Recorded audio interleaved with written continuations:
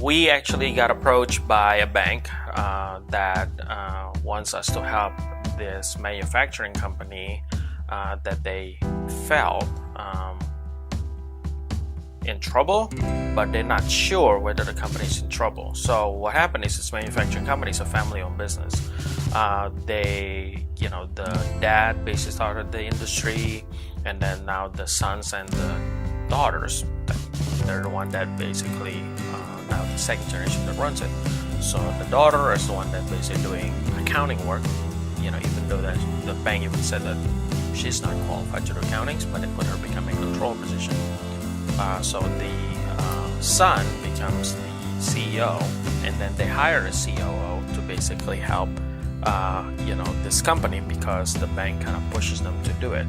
So we got offered in, so we approached them, we sat down with them, we told them about our services, we talked to the CEO, the COO. I don't know whether the sisters, maybe the daughter's probably a little bit more defensive about this, so they turned us down. They says, well, we interested, but probably not now. We're still working on budgets, we're still working on this. So we keep pinging on them, every, once, maybe a month.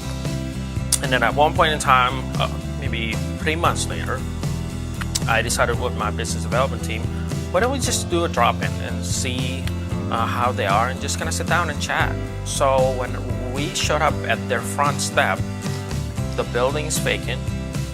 There's nobody in their building at all. And then I saw a letter, basically a notice outside of their front step, and says that the building has been foreclosed by the landlord. And I was like, whoa, what's going on? So when we called the bank basically told us, what happened is, because of the fact that you guys were not there, the dad is getting mad. So he stepped in, bringing in somebody to basically look at the books. They found out that the son has been fidgeting the inventory numbers. So when that happens, the bank pretty much shut down their loan and basically put them on foreclosure.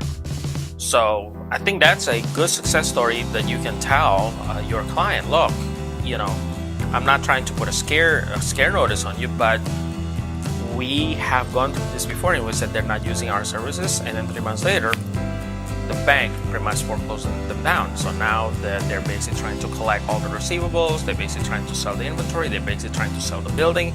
They own a building that the bank's basically going to try to sell. The bank's probably not going to get 100% out of this, but everybody loses at this moment. So again, I'm not saying that this will happen every single time, but I always tell people there's a lot of scary stories that I keep encountering, because the fact that there's bad accounting, you are dealing with people are not qualified to do the stuff that they need supposed to do, and this thing happens.